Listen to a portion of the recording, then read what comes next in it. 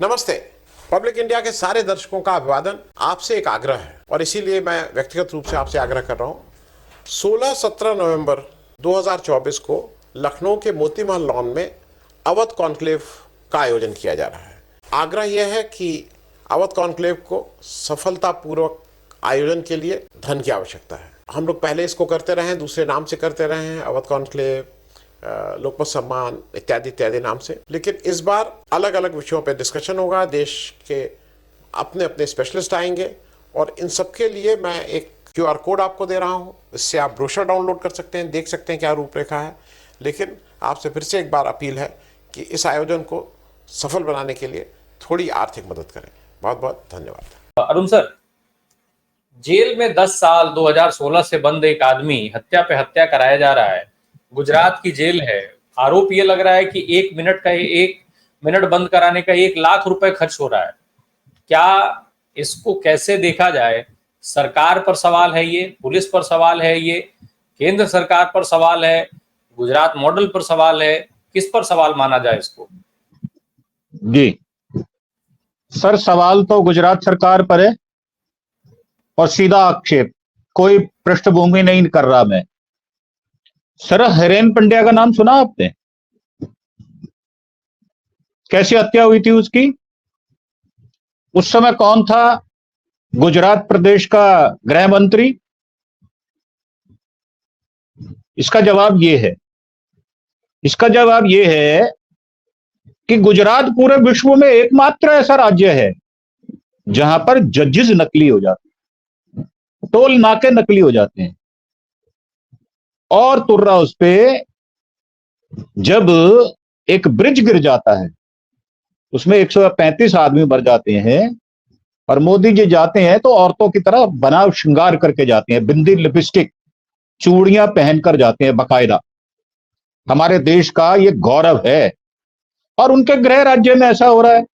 27 वर्षों से वो काबिज हैं।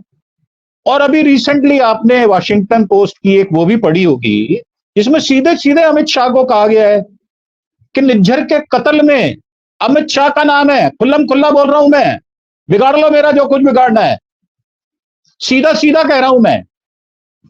अब आप बताओ, जिस देश की लॉ एंड ऑर्डर की ऐसी दुर्दशा होगी और स्पेशली उन 2 गुजरातियों के राज्य में ऐसी दुर्दशा होगी, तो आपका प्रश्न जो है वो वाजिब हो जाता है कि लॉ एंड ऑर्डर की क्या सिचुएशन है। ये बात बिल्कुल ठीक है कि जेल में जैमर होते हैं, इसमें तो कोई दो राय नहीं है। और ऐसा नहीं है कि गुजरात की जेल में नहीं होते, दिल्ली की जेल में नहीं होते।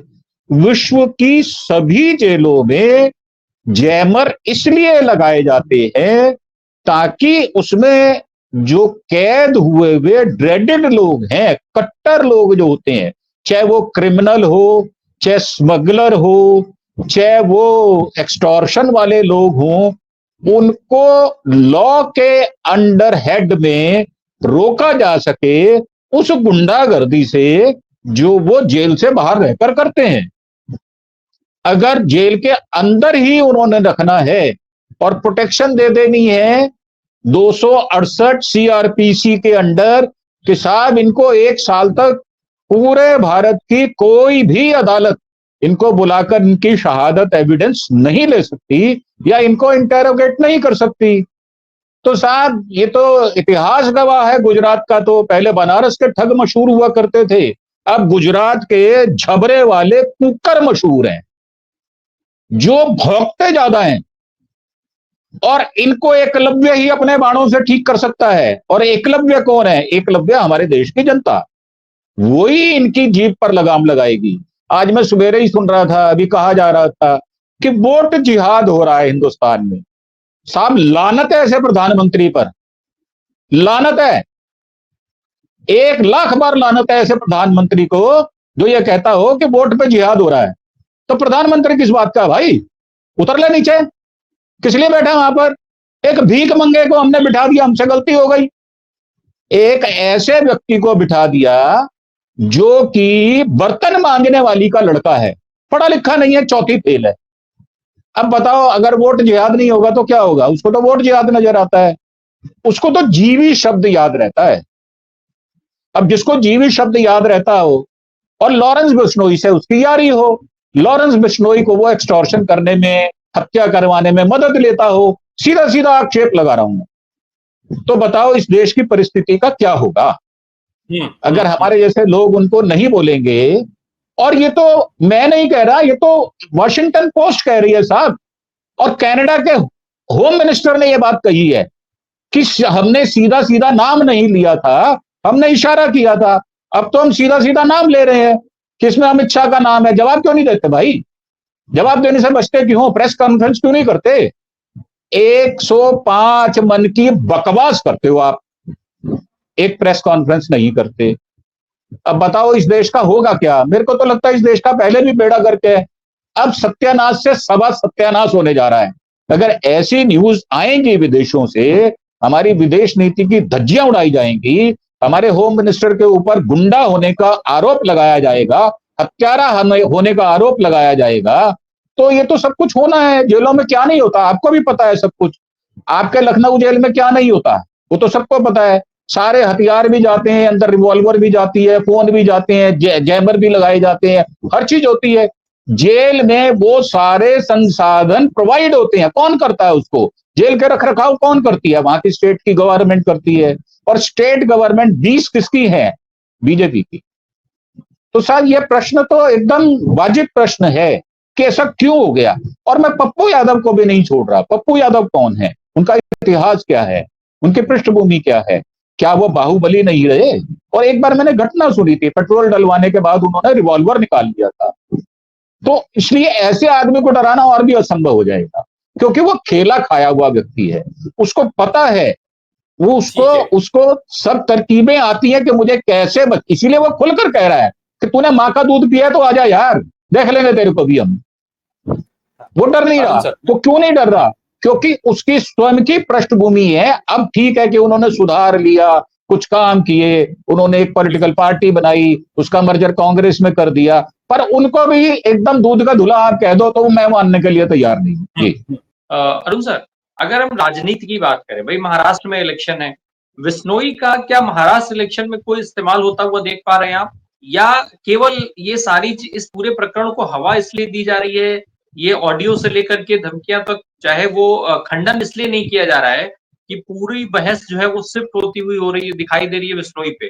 कोई महाराष्ट्र पे बजाय बात करने के, झारखंड पे बजाय बात करने के, उनके मुद्दे और उनके विकास पे सवाल पूछने के, आज विश्नोई की चर्चा इन इलेक्शन से ज्यादा है।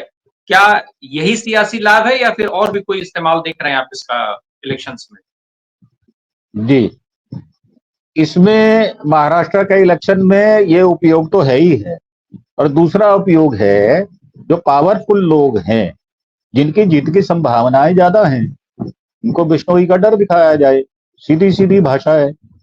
उनको डर दिखाकर उनके जो चुनाव की रणनीति है या चुनाव की चहल पहल है उसको लिमिटेड किया जा सके, मतलब सीमित दायरा कर दिया जाए जान का डर दिखाकर। क्योंकि ये संभावनाएं पूरी पूरी बनी हुई है। आप देखो कि अकस्मात एक मोहतरमा है जो बीजेपी छोड़कर शिंदे से टिकट ले लेती है। ये आपने तमाशे देखे महाराष्ट्र में। एक मिनट में आपकी सारी की सारी आस्था, आपका सारी श्रद्धा, आपकी loyalty with in minute change हो जाती है। शाइना नाम ले रहा हूं मैं। और कैसे जो 4 महीने पहले जिसको राज्यसभा का टिकट दिया गया था, उसको ठाकरे साहब के सामने इसलिए खड़ा किया जाता है कि ये अपने सीमित दायरे में अपनी जो है कैंपेन चलाएं, उनको रोकने के लिए। तो ये जो ओछे हथकंडे हैं, हिंदुस्तान में कुछ भी हो सकता है, ये मैं आपको राम प्रकाश भाई दावे के साथ कहता हूं। इसमें नैतिकता कहीं नहीं आती। हम धर्म का सहारा लेते हैं कि युद्ध में, प्रेम में कुछ भी नाजायज नहीं होता। इसीलिए मोदी जी जब चुनाव की बयार आती है तो वो अंट शंट बयान सारे देते हैं, तो उस पर क्लैरिफिकेशन नहीं देते। और उन बयानों को चुनाव आयोग उनका संज्ञान नहीं लेता। स्वतः संज्ञान हमारे हाई कोर्ट ले सकता है, वो भी नहीं लेता। वो भी पूंछ हिलाता हुआ कुकर की तरह मोदी के पीछे खड़ा हो जाता है। साफ साफ कह रहा हूं, डरने की बात नहीं है। हाई कोर्ट भी, जो हाई कोर्ट के जज हैं, जब वो ये कह देते हैं कि मुझे बीजेपी से चुनाव लड़ना है, मुझे टिकट दी जाए, और वो जीत भी जाते हैं, हमारे यहां कितना सड़ा गला सिस्टम है, तो मुझे कहने में क्या दिक्कत है? तो मेरा मानना यह है कि ये लॉरेंस के मसले को इसीलिए गर्म किया जा रहा है ताकि महाराष्ट्र की जीत को येन केन पटेन निश्चित किया जा सके, क्योंकि जीत की संभावनाएं कम है, डिसिडेंट ज्यादा है, दोनों तरफ से हैं। परंतु ये जो महाविकास अघाड़ी है, उनके पास ऐसा कोई सिस्टम नहीं है, उनके पास जो संवैधानिक संस्थाएं हैं उनका प्रयोग नहीं कर सकते, पैसा उनके पास नहीं है, क्योंकि उनको जो है बॉन्ड में पैसा मिला नहीं है। जिनके पास बॉन्ड का भी पैसा है, जिनके पास 18,000 करोड़ रुपया है, लॉरेंस बिश्नोई जो दत्तक पुत्र है इस सरकार का, भारत सरकार का दत्तक पुत्र है, वो उसका इस्तेमाल वो इसलिए कर सकते हैं क्योंकि वो जेल में उनको 268 अभी बताई इन्होंने, सेक्शन बताई। वैसे अभी एक सेक्शन और आ गई है, 166 या क्या है वो जो नई सेक्शन आई है, सीएन क्या है वो। तो जब उसका प्रयोग कर सकते हैं, कांग्रेस तो प्रयोग नहीं कर सकती। क्या उद्धव गुट प्रयोग कर सकता है?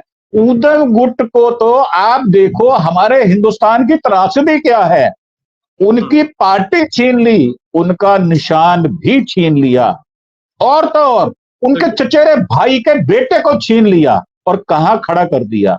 तो ये हमारे यहां, मैं आपको बार बार कहता हूं राम प्रकाश भाई, मेरे ये शब्द लिख लो, मैं साइन करके दे देता हूं आपको।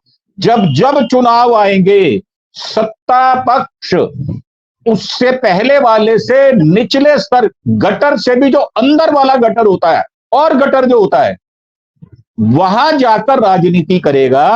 नमस्ते।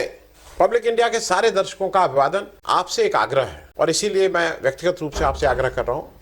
16-17 नवंबर 2024 को लखनऊ के मोती महल लॉन में अवध कॉन्क्लेव का आयोजन किया जा रहा है।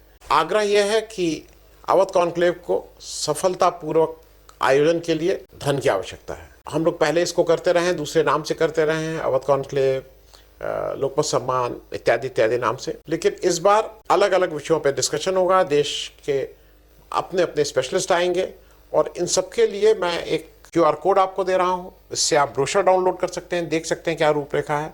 लेकिन आपसे फिर से एक बार अपील है कि इस आयोजन को सफल बनाने के लिए थोड़ी आर्थिक मदद करें। बहुत बहुत धन्यवाद।